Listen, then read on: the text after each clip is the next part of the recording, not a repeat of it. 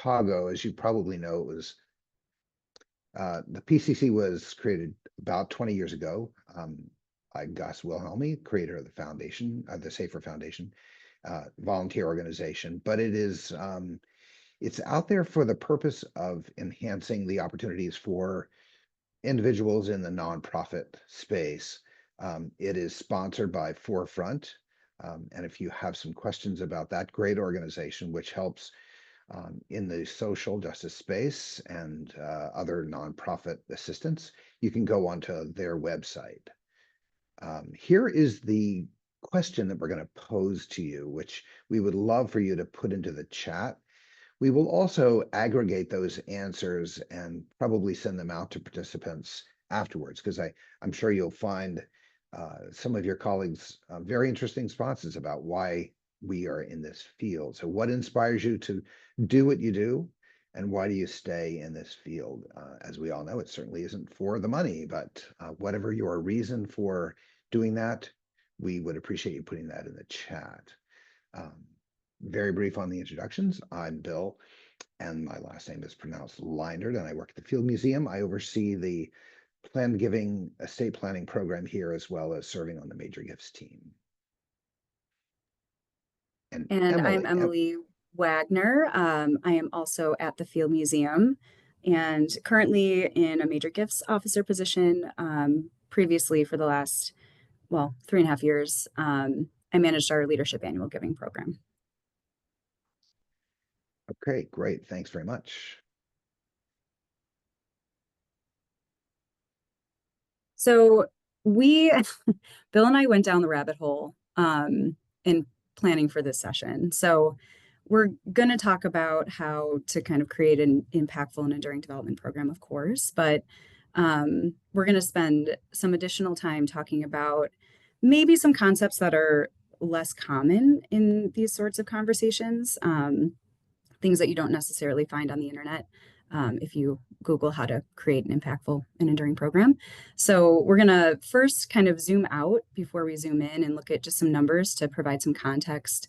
I believe these are from 2023, so take that for what it is, but I think it's helpful to just think about the landscape of philanthropy in a lot of different sectors, how people are giving, why they're giving, different methods of giving.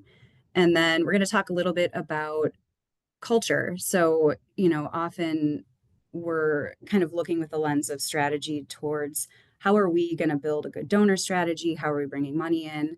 How are we making this a meaningful experience for our donors? But I think a lot of that really high performance work comes from turning that lens internally and looking at the culture within the organization, how teams are working together. Is it, fulfilling? Is it enjoyable? Is it successful? As Bill alluded to, we may not be in this business to make all the dollars. So, we want to make all the dollars, but for our organizations, of course. So there's got to be something else there that is driving us. Collaboration. So, what are the ways that we create effective teams? Who are we working with? How are we building kind of social capital and using that to our advantage? And then hopefully we'll have some time for questions. Indeed. Great. Thanks, Emily. So as Emily mentioned, sort of stepping back a little bit and looking at the context, you probably see these numbers every once in a while. They come out typically in July, and they reflect what has happened with the nonprofit space in the prior fiscal year. So the last report was from 2024, focusing on the 2023. They may seem a little bit boring to you, but I think it's important just to see where we all as nonprofit professionals, where our organizations sit in this whole context of fundraising. So if you want to take away any number at all, that the top one I think is probably one of the more important ones, and that is the extent to which people gave to nonprofit organizations in 2023. 557 billion. And you can just see the context for this. Most of it, as we all suspect, comes from individuals, whether it's just individuals giving outright, or as we've seen in the last 10 or 15 or so years, a lot more people creating family foundations and giving through those. And then, of course, a lot of it comes through bequests, which I find to be one of the most interesting aspects of the work that I do, since I oversee the Air Society here at the Field Museum.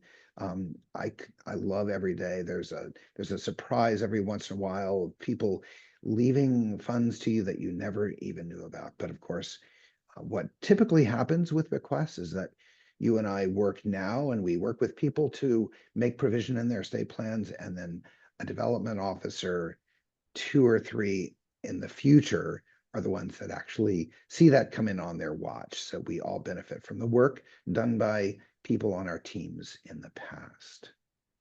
Emily. And we wanted to take a look at giving by sector, which, always, I feel like I've seen these numbers, and every time I'm kind of surprised by them for some reason. But I think, what can we learn from the different sectors? What are human services organizations doing that's really resonating with donors? What are religious, organizations doing to resonate with donors? And where is there overlap? I think, there's often health, human services, public society benefit gets spoken about kind of in the same vein. Alt, Bill and I actually had this conversation about, where does the Field Museum fit? Because it's, clearly a cultural institution, so it fits in that arts, culture, humanities, but in many ways, we're also an environmental and animals type organization. So just to give a little perspective on, where some of the philanthropy is being allocated. Yeah, we do have live tarantulas here in case We any of you do. ever want to come for a behind the scenes tour. We'll take you to see them.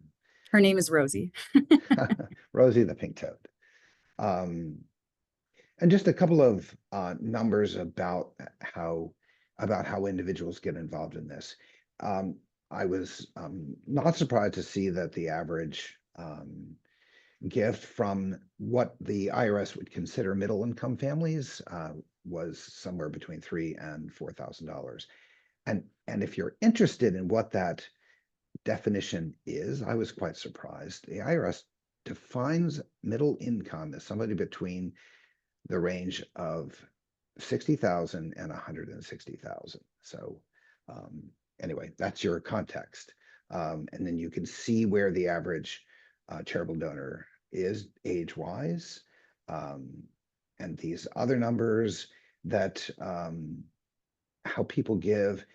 And not surprisingly, the majority or a large majority of the people who are making contributions are now giving online, which while we're not going to talk about the technicalities of what we do today, we're talking more about the context and the culture. Just make sure that your online giving platform is working very well and nobody has to scratch their heads on how to make a contribution. Believe it or not, there have been some cases where people have had difficulty making contributions online and all of a sudden they just go away. So Yes, make it easy is a good bit of advice. Some random numbers. The things that stood out here, I think particularly to the Field Museum and probably a lot of your organizations, is this roughly 80% of volunteers contribute financially to their organizations, which is surprising, I think, in the percentage, but isn't surprising in, we know that affinity is a big factor in, philanthropic priorities. So I think if there's an opportunity, maybe you don't have a volunteer structure, but how can you creatively create your kind of offer meaningful opportunities for donors to participate? That's something that I think the Field Museum does fairly well. And also this rise of donor advised funds. That's something that, especially in leadership annual giving, our annual fund has seen significant increase in donor advised fund as kind of the mechanism for giving over at least the last 3 years. So I think that's something just to kind of earmark for consideration in the future. there are lots and lots of things that make our programs great. If you're working for an organization that you believe in, That's the first step in having a great program. We aren't going to talk a lot about the structure, as we said, but we will touch on some best practices. But I think it's really important that you and Emily and I and everybody that's in this field, we're the ones that can make a difference in helping our teams work together and be productive and feel good about what we're doing. Because if we don't feel good coming into work every day, I don't think we're going to do the best job for ourselves or for our organization. So let's talk about a few of the things that weave in and out of our daily existence as development professionals. And none of this will surprise you. Um, but I think about this every day when I'm in the office. How am I going to articulate the impact that the Field Museum is having? Is it on education? Because we have a ton of students who come through the field and we take programming out to a lot of students in schools and homeschoolers um, and what difference are we making in the lives of people? I've begun to collect stories about people who came here as children who were inspired by something they saw here and then went on to do something great because of that moment here at the field. And I think each organization that's represented in the session this morning, you're doing the same way. You're making a difference in someone's lives, and you are you're having an impact, which is a word that I sometimes think is overused, but I think is an important one nonetheless. Um, I talk about whenever I send a thank you note to somebody, whether it's a email or whether it's a phone call or it's a handwritten note, um, I try to be very specific about how their particular gift has made a difference and helped to advance the mission. It's a little bit easier with some gifts, but I think it's something that we need to think about each day as we look at the gifts that are coming to us. Um, we also on our team we enter into a lot of strategic planning for gifts and asks that we're making. And I have don't under ask or don't over ask. I think the most important thing here is don't under ask, because if you get a gift too quickly, it means that somebody either you've prepared that way very well or you didn't ask for enough. I've had people say to me when I've asked them in the past, "Oh, you really flatter me with that ask. I can never give that much," but they've never been offended by that. But um, you won't be surprised that thinking strategically about how you get somebody to that point is really important.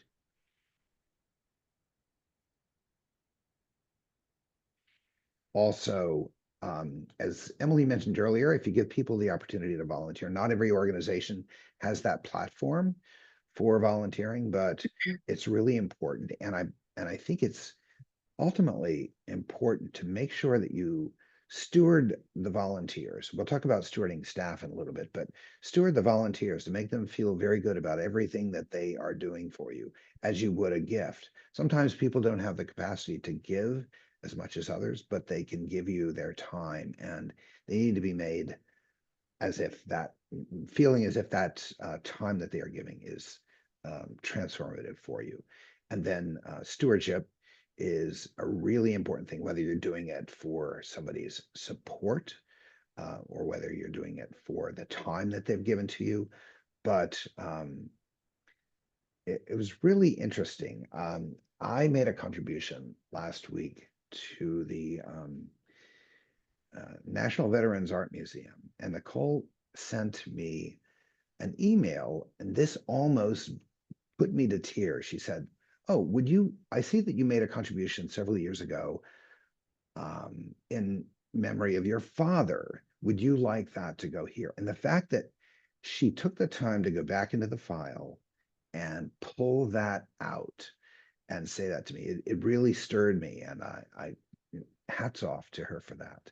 Um, This last thing is a really challenging one because the communication that we send to people can either drive them crazy or it'll make them feel good and engaged. I sometimes think we can over communicate to people. We don't want to send so many emails or texts or pieces of paper that people get numb to us. I think it's really important to find that balance and occasionally do a survey and ask somebody what they think about the communication that you were doing with them. Sometimes it'll be painful to get that answer, and most times it'll be beneficial to you. So let's talk about the culture, the culture that we as staff members can have an impact on. So, I think I mentioned earlier, maybe it was in the prep session that Bill and I went down several rabbit holes when preparing for this, and deciding kind of what content we wanted to feature. And all of the best practices, Bill just kind of shared some of the things that we've observed over time being helpful in the work that we do. But, at the end of the day, you can literally Google how to create a strong development program, and all of those and a lot more, and very worthy, suggestions are going to be found on the internet.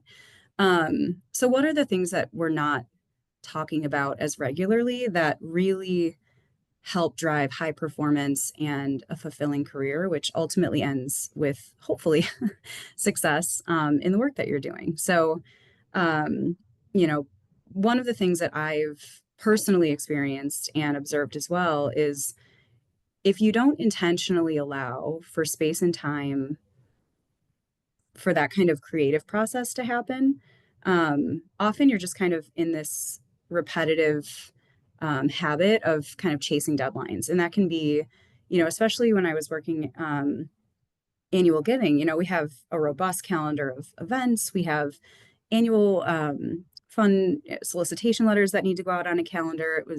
It was really hard, I think, to meaningfully take a step back and allow for time to be a little bit more creative, because at the end of the day, if we're all reading from the same playbook, our donors might experience a little bit of monotony. So, we're all doing similar things. How can you differentiate your program from, an organization who's doing similar work? And how can you reach your donors in that, stream of communications that they're getting from everybody else? So I think it may feel counterintuitive, and sometimes it's necessary to prioritize productivity and kind of just getting the work done, getting the event done. But if you're able to take a step back and look at your calendar year and identify, maybe you have a gala in the fall, and right after that you've got year end. Is there a week or two that you can, give your team, give yourself just a recovery break? Because often, at least for me, and I know many others who say the same, those really creative ideas come in that soft focus time. It may be on a run or in the elevator, or taking a walk over lunch. But I think, especially if you're, kind of in this high performance mindset, it can be really hard to not feel guilty about taking that walk. So Bill and I encourage everyone to consider that actually part of the strategy. A lot of this was actually inspired by how high performance athletes train. So you can't push 100% all the time, or you are going to get sick, you're going to get injured, you're not going to be able to do that race. So, how can we apply that to high performance when it comes to the work that we're doing? So I just, it can be really challenging to execute, but I think being strategic about allowing space and time for that creativity can really pay off. So, And by the way, Emily is an endurance athlete. I think she I run a did lot, so she did a 50 miler in the desert a couple of months ago. So I did. okay. I did. Yeah. Still waiting for those creative ideas. I think I was just trying to survive that one. But so another thing that we talked about is uh, always maintaining curiosity. I think, I love structure. Speaking of endurance, I love a training plan. I love to know what I'm supposed to be doing today, and I love what I'm supposed to be doing tomorrow.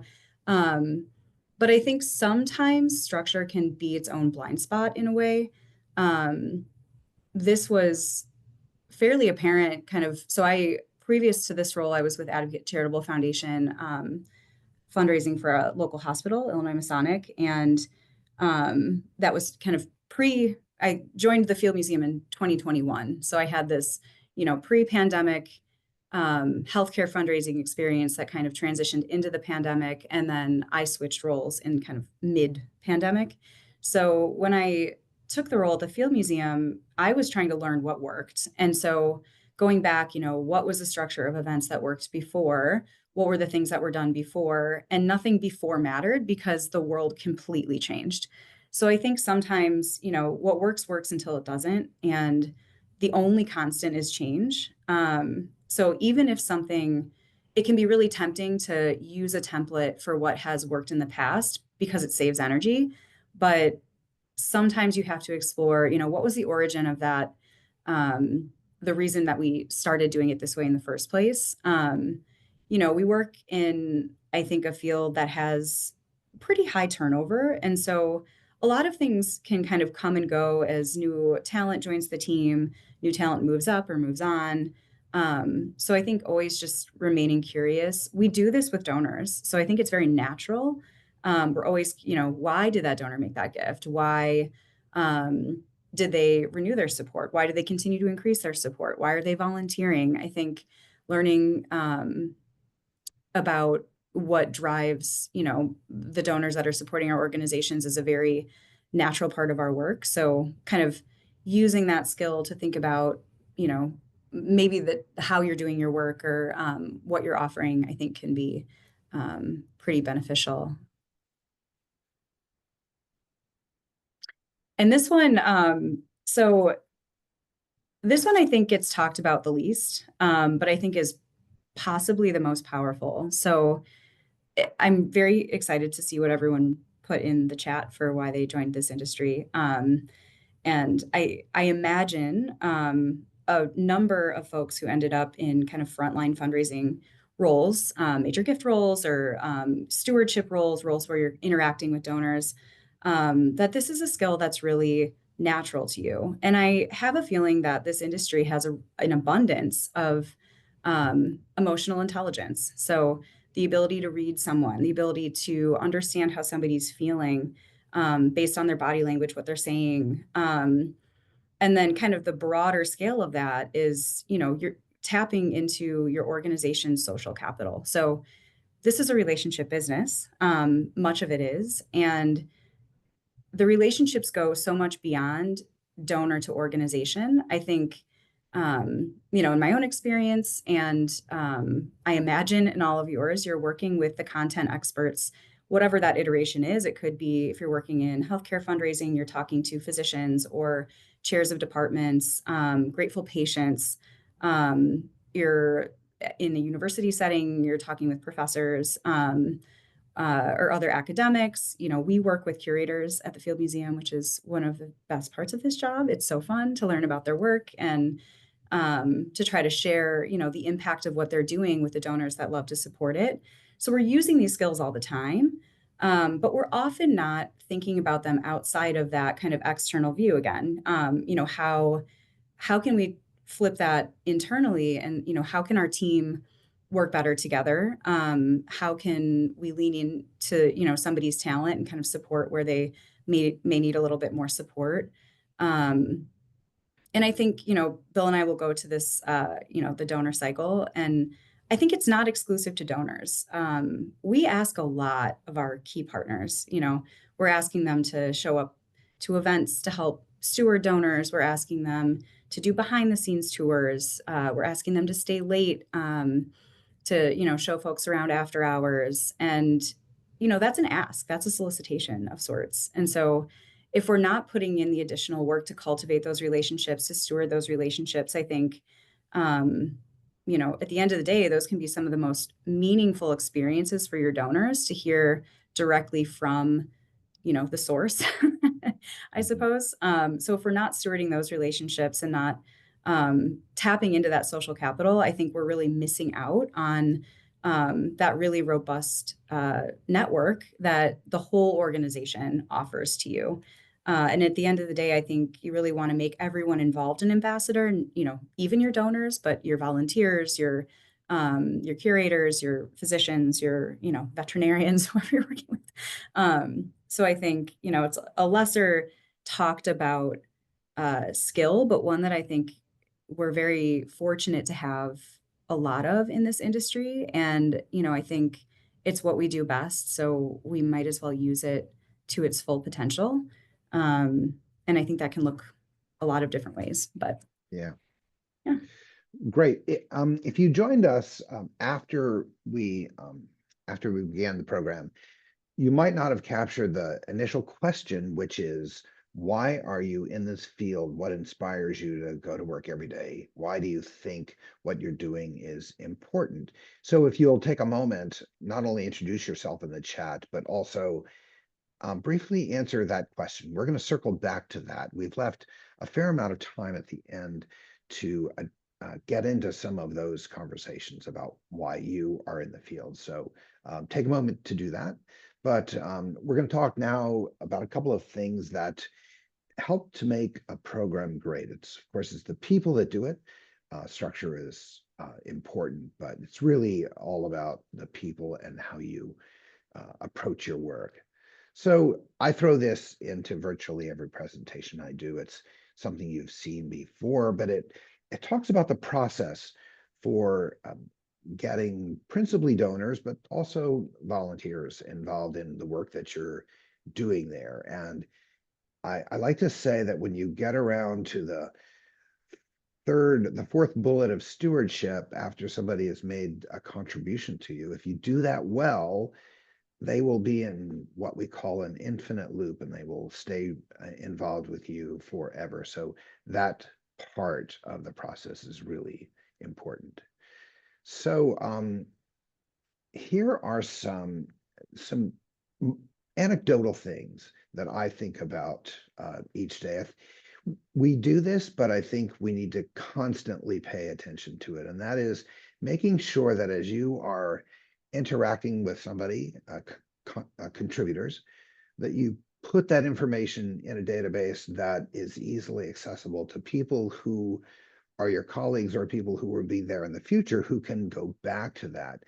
Because I try to do this all the time. I referenced earlier in the presentation my contribution to the Veterans Art Museum and the fact that they had a note in their history from 3 or 4 years ago that I had made a gift in memory of my father, and how she put that into that personal communication with me. That meant a tremendous amount to me. And I do that as well. I go back into our records as I'm thanking somebody for a gift or sending them a birthday message, and I will note that they or members of the family have been contributors for 35 years, and I'll put that into the note. And you would not believe how many times people will send a message back saying, wow, first of all, thanks for that personal handwritten note, but also for acknowledging the fact that I have contributed all these years. I hadn't realized that I went back 35 years. So I think it's really important to mix up what we do and include things. You might go into the file and see that somebody's uncle was a board member or they were a contributor. Whatever that may be, put that information into communications with people instead of just sending them rote information. It really, really makes a difference. And I like to mix mine up. I will sometimes call people to thank them. I do a lot of handwritten notes, birthday cards, and I had some really cool ones made up with some of the images, some of the lesser seen images here at the field. And I get a lot of comments back from people about that because I think they appreciate the fact that somebody would take the time to write a handwritten note. And then finally, I always try to put myself in their place. How would I react to the interaction that I am giving, the messages that I'm sending out? And how would I react to the messages that the field is sending out? It helps you to do your job better when you flip your role and put yourself in their place.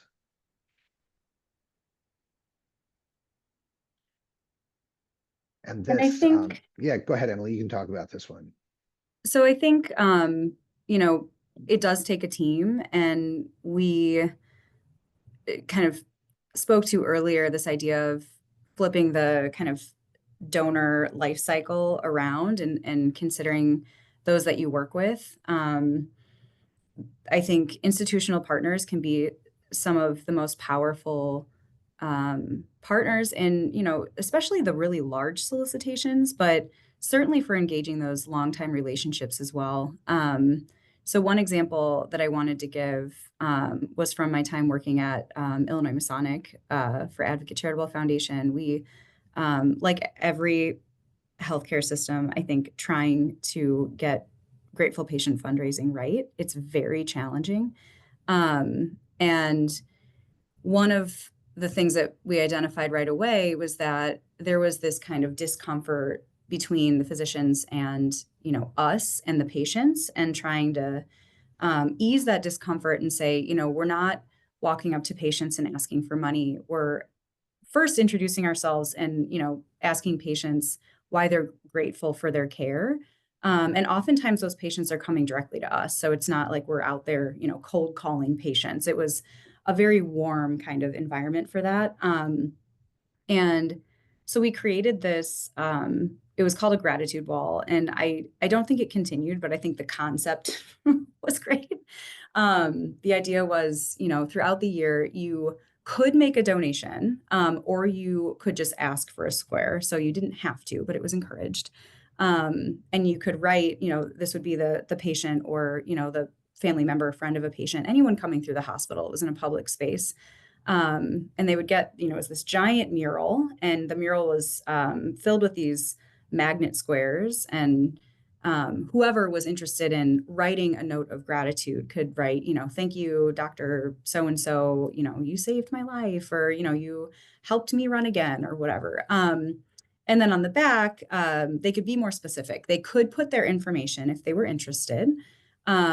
And we did start to build relationships with some of these donors throughout the course of the year. Some people chose to remain anonymous, but they could be more specific about who they exactly wanted to receive that message.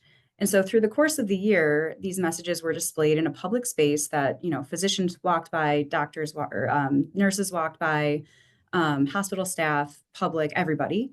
And at the end of the year, those were gifted back to the departments or the physicians who were the recipients of these messages. And within that year, I think we made significant progress in, helping educate, I think, our institutional partners, the physicians, the nurses, on, what grateful patient fundraising could be. But it also was stewarding their relationship with us and letting them know that, philanthropy is this give and take, and, donors want to do something to give back because they truly care about, how they were treated there, the outcome, whatnot. So I think just thinking about that donor cycle in all of these different areas, how can you use it with volunteers? How can you use it with, other departments? And Bill, I'll let you, I think you had some Yeah, examples as well. sure. So, um, you may come from a nonprofit. I was in this role one time where I wore all of these hats. You don't have the luxury of having a lot of colleagues because your nonprofit is fairly small. Um, but when you do have an office structure where you have other people with whom you're working, um, try to make everyone feel good in that. When I first came here, several times I called out the person who was doing our prospect research, totally behind the scenes, never getting very much attention, but doing fabulous work. And so we had a all staff meeting one time, and we did shout outs, and I just happened to mention that. She came to me afterwards. She said, wow, that's the first time anybody has really said thank you in that way. And it was just a small thing, but I've always felt that um, the teamwork that we do really depends upon the relationships that we have on our staff. we're going to get the most beneficial support and interaction when people feel good about their work. So do what you can to make other people in the department feel great about the work that they are doing. And if you are wearing all these hats, look in the mirror and say, hey, thanks. You really did a great job sending that gift out. So we're getting close to wrapping up and getting to the point where we're going to ask you why you were in the field.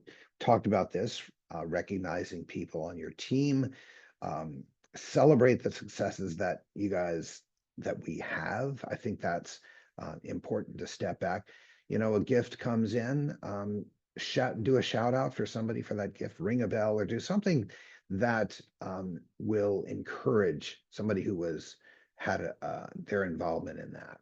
And then making sure that you treat your fellow staff members as you would donors. Use that stewardship practice that you have developed to make donors feel really good. Do the same thing with staff. So let's turn, Susie, to some of the questions or to the answers to these questions about why you are in this field. I'd be really curious. I am in this field because I really enjoy helping people. I think this has been something that I've done all my life. My parents instilled in me a sense of service and helping people regardless of what that may be. And I take that to work with me every day. How am I going to make a difference in the life of somebody in this day? So, Susie.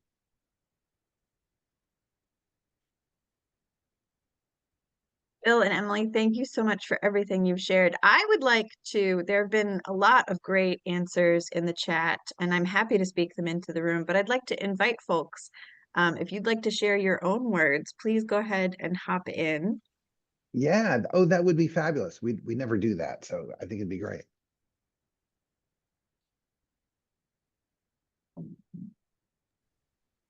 Maybe while somebody is getting up the courage to do that, you can read one or two of them. Absolutely. Let me pop back to the front here. So I'm in this field because I truly believe there is incredible power in philanthropy, create better lives, and I believe there's no greater way to show your values than to voluntarily donate to causes you care about. Nice. And feel free to give the name of anybody who does that too.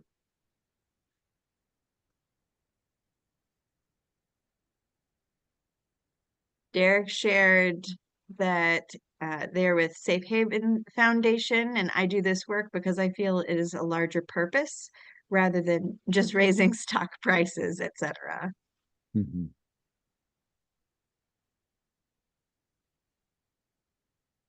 Sure. Judy shared with, oh yeah, please, please. Yeah, no, just to give you a break, Susie, this is Renee Fennell. I'm just really so thrilled to be able to work with organizations that are lifting up each other and parts of our world that really aren't getting addressed. And I think that that's just so very important. Say your name again and your organization. Renee Fennell. I actually just went SOLA. So I just secured my first contract for my own consulting company. Oh, congratulations. Thank you. Hey, Samantha Royal with the Latino Union. I think, I'm sorry, I'm a little sick, so my voice sounds really weird. But I think what keeps me doing what I do, I put this in the messages, but is to be the voice of those that cannot be heard or that are often underrepresented or repressed. And so to be part of those folks that can represent and can be that voice, that's something that encourages me to keep doing what I do every day. And also to see the communities that as nonprofits we often serve, the unity within them, and how they want to create this impact as well. I think it's both of those things. Great. Hi, I'm Natalie. I was gonna share part of why I do this work is to give back to the community, but also to show my son like how to make this place a better, the world a better place. And he's 5 and he talks about how he volunteered and he wants to go back and he's like, can we do it again? So for me, it's very personal of like to Bill's point, like my family has always said you should give back to the community. We should do service together. Whatever you have, you should give, even if you don't have a lot. So I think, raising my son and doing this work is really important to me because it really shows him like how to be kind, how to be, empathetic and all these other skills. So I think, and I'm a little emotional because today's his last day of kindergarten. So. Aw, sweet. Cheers to We'll you have to for bring him to the passing field that on. museum. Oh, no, sorry. Yeah, open invitation to the Field Museum, Natalie. And Natalie, what organization are you with? I recently joined Teach for America. Okay, So, wonderful. so I've been with them for about 2 months now, but have worked for like the Greater Chicago Food Depository and Make-A-Wish and all sorts of different other organizations before. So, yeah.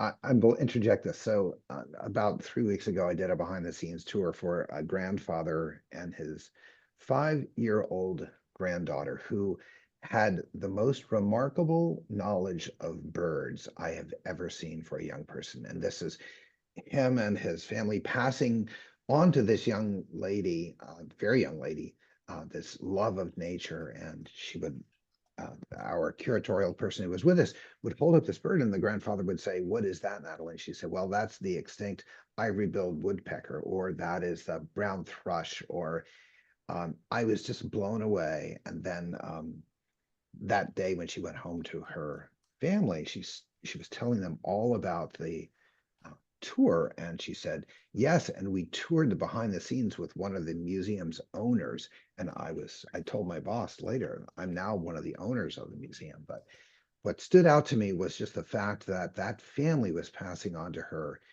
this appreciation for nature. And ultimately, so who else wants to jump in? I can Judy, go ahead. say why. So the Oak Park Conservatory is 95 years old, and in the 70s it was almost plowed down because it had fallen into disrepair, and it was community members that stepped forward to raise the funds to save it from demolition.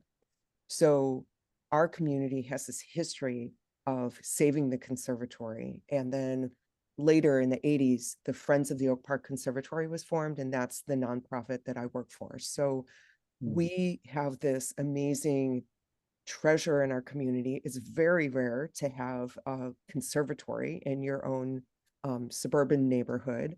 And it is 95 years old, and we have long history with our volunteers, our members, and our donors. And you do get sparked when you have the opportunity to walk through this historic place and introduce new people for the first time, or visit with folks that have been bringing generations to the conservatory, and each one has their unique story. And I think it's just such a joy to be able to connect folks who appreciate and understand how special and unique this collection is.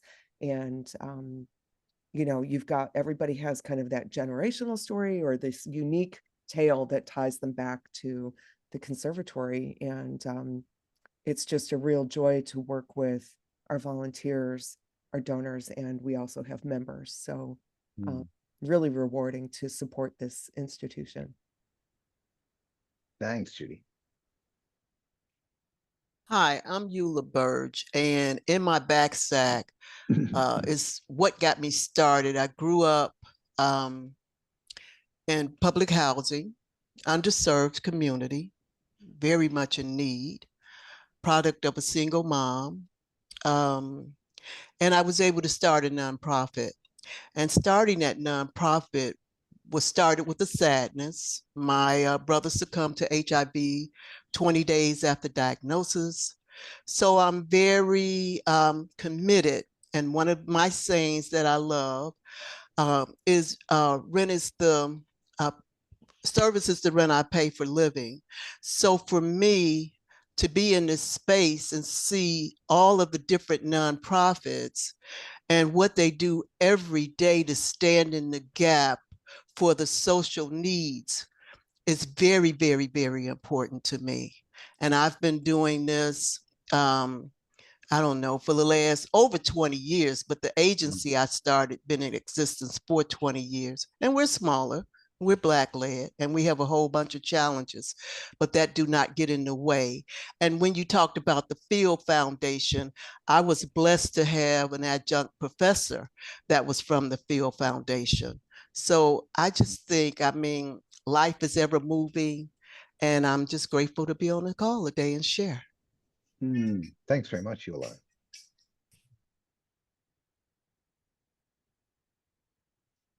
We have a couple of more minutes. Anybody else like to share?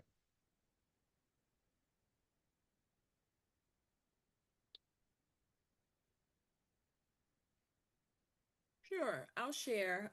Since I dropped Michelle Bibbs. since I dropped in the chat before answering the question. I'm here today with wearing or keeping, I should say, a couple of clients in mind who are in the process of building development teams. So I really appreciate your insights, but I have been in this work for 20 plus years, primarily as a fundraiser, more years as a fundraiser, and a number of years on the other side of the table as a grant maker. And I started in the field, or my early careers in the field were supporting organizations and artists in storytelling and bringing storytelling of performance organizations and museums to people and communities. And I was always learning along the way. And so being able to bring people and organizations to that was always rewarding. And then later on, when opportunity brought me into higher education, and then my work at Alfred has brought me to all of the many lanes of human services. I recognize the organizations of a lot of the folks on this call today.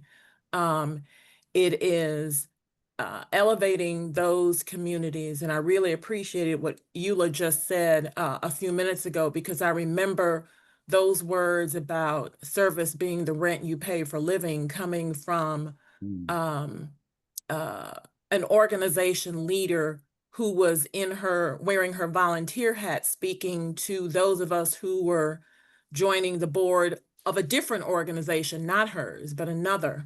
You know, and my first board. So hearing that. So there are a number of reasons that keep me in the field. Thank you, Michelle. And you know, I talked earlier about the fact that we sometimes in our roles see the manifestation of work done by those before us. And when I was working at DePaul, I would often see Michelle's name come up because she preceded me there, and oh, she worked on that gift or that thing, and it was fun to see that. And it's fun to see you here this morning, Michelle. Thanks for joining us. Good to see you, Bill. And I didn't know that you had followed me there at DePaul, so thank you for that. I did, yeah. I hope I left some good notes. You did. You indeed did.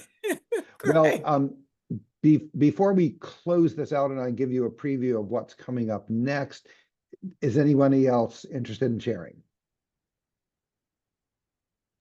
I'll share really quickly. Yeah. Hey, Ndidi. Hey. Yeah, so I think Michelle maybe Michelle and Eula inspired me to share, but I'll make it quick because I do think there were some questions in the chat. So I'd love to get those, those answers. Sure. But yeah, so I grew up in Washington, D.C. before this most recent wave of gentrification. And my mom was a community advocate. So I remember her, her pulling up in a station wagon and a couple of people getting in the car, a woman with trash bags and her kids getting in the car with trash bags. And I don't know where we were going, but she was driving them to a shelter and getting them into safety, right? And so I've seen firsthand how important the need is for healthy communities and how that impacts the wherewithal of families, and families impact the wherewithal of neighborhoods, and neighborhoods, impact the wherewithal of communities. And I've also seen what it looks like when communities are under-resourced and when those families are under-resourced. So I wanted to explore what's the reason why. So I studied finance and business to figure that out. And so what I do now is utilize an expertise in that background to work with nonprofits and community serving organizations to help them thrive, to help communities thrive. That's it. Great. Thanks, Ndidi. So you mentioned a couple of questions. Anything particular stand out because you're helping to look at the thing? Sure. So so one question, the earliest one, was actually let me just pull that one up. I light bulbed it. The earliest question. Well, I had one, and then I'll pull up the earliest one. But mine was, if either of you have any tips. Oh, here's one. The DAFs, the donor advised funds, any thoughts or different strategies to best cultivate a DAF gift? Right. So that was one. And then the second question was, what are your recommendations on prospecting and cultivating high net worth and ultra high net worth individuals? So one, strategies for DAF gifts, and strategies for cultivating, prospecting, and cultivating high net worth and ultra high net worth individuals. Sure. Go ahead, Emily. Well, I did answer, and I apologize, I should have just answered this broadly in the chat. Regarding the donor advised fund gifts, and I could be wrong, but I'm fairly certain donor advised fund gifts cannot be designated. They have to be unrestricted within the organization. And so we saw a lot of these gifts as new kind of leadership annual giving or near leadership annual giving, unrestricted kind of annual gifts. And so when I was kind of managing that donor community, we really tried to cultivate those donors as, hopefully long-term annual donors with potential to increase. And sometimes I feel like those gifts, sometimes they're kind of transactional. The donors aren't interested in, or it's kind of challenging sometimes to even get to the donors. But if you can, we've often made some really nice, strong relationships as annual donors and seen increases over time. So that's just all I wanted to share about the donor advised fund. Yeah, the other thing you can do in terms of promoting that is you could, on your website, have some language that pertains to some of those and the ease and the process for doing this. I do a lot of that with planned giving. Not that it all comes up instantly for people, but they have the opportunity to see if one of those instruments aligns with their interests and their abilities. So I would say that there are a lot of people out there that are doing donor advised funds now, and there are a lot of people, and we didn't talk about this either, but a lot of people who are doing QCDs, or qualified charitable distributions, from their IRAs or their retirement funds, which is it's a really important thing to articulate to people, because if you're making contributions anyway and you're drawing income from a retirement fund, making the contribution from that is so much smarter than just simply making a contribution out of your regular resources, because you're going to be taxed on that distribution if you take it. If you make it as a contribution, you're not. So we could talk about instruments another day for a whole session. So in terms of the strategy for major gift solicitation, first of all, this is where your members of your team come in, or you may be the only one doing this as well. But, the research about that individual and about what their capacity is, what their interests are, what do they contribute to in the community already, what kind of relationships does your organization or people involved with your organization have? Many of you are familiar with relationship science or the other tools like that, which talk about the way that your board members are aligned with various people in the community. And that is a good way to at least initiate a major gift conversation. But I think, the most important thing is making sure that the person is aligned with the values that you are articulating and determining a way to get in front of that person with those. And then, the other thing that we didn't talk about is the importance of planned giving. I realize that it is something that it's a future gift for you, and we all have immediate needs now, but I think it's something that we don't pay enough attention to. You just don't know that this person who's giving you $150 a year has the capacity and the interest of making an estate gift that is exponentially larger than that. I'm surprised every day about gifts that come into us through estates where people were very, very tiny contributors. So another session for another day.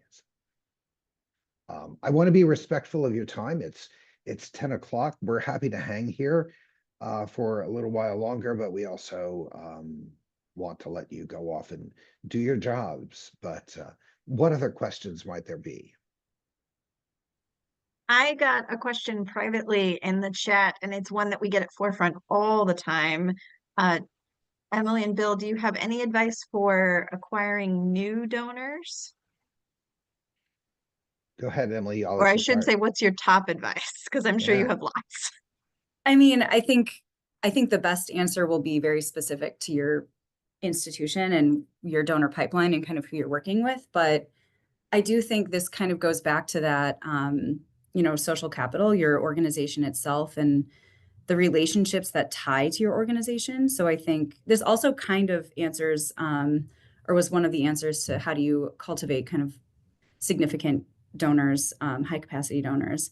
So looking at the relationships that you have available to you and kind of building strong, maybe there's an education component, but working with those kind of key partners within your organization to identify who they are connected with.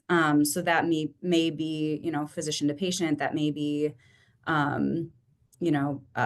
if you're like a animal welfare, maybe it's a veterinarian. But I think having key partners help identify, and starting with affinity, just who is interested, and worrying about the capacity thing. That's our job. They don't need to necessarily be involved in that. But, letting the donor relationship kind of expand through key partners. That was my initial thought. Bill, do you have anything to add? Yeah. I want to take a parenthetical thing for a second before everybody leaves. Our July 8th, Carlos Garcia Leon will be doing a presentation for this on this platform for navigating donor relationships during leadership transitions. I think, Carlos, you're here, right? I saw your name pop up early. He may have had to take off, but don't forget that, July 8th. Yeah, so, it's interesting whenever we go to a cultural performance where there's a playbill, Betty Ann, my wife, says, go ahead, look at the donor page before you read the program, which is her way of saying, you're not working right now, but, that is a really good platform for at least identifying the possibility of new contributors, because there's this articulation of people who have supported that particular organization. And if you are, you don't have to necessarily be that kind of organization, but you see people there from the community who are philanthropic in one way or another. And people give for lots of different reasons. They give for recognition, they give out of commitment to a particular cause, and probably 30 other reasons. But I like looking at those programs. I like seeing when there is overlap between their donor community and ours, but I also see lots of other names there that I see as philanthropic. And, sometimes I'll do research on people, and if it's appropriate, I'll just reach out and say, hey, why don't you come to the field for a behind the scenes tour sometime?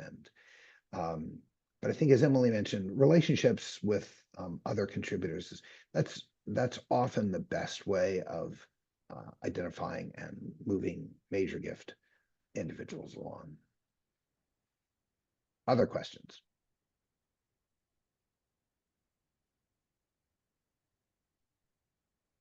Well, thank you very much, everyone, for attending. We appreciate you taking this hour out of your week. And there is, if you have any other questions, we will distribute this information that came as a result of your comments in the chat. I think we can just send that out to everybody who attended. And then our contact information is on there if you have questions that we did not answer today. But it's such a pleasure working with the team at Forefront and the Philanthropy Club. So thanks so much for joining us.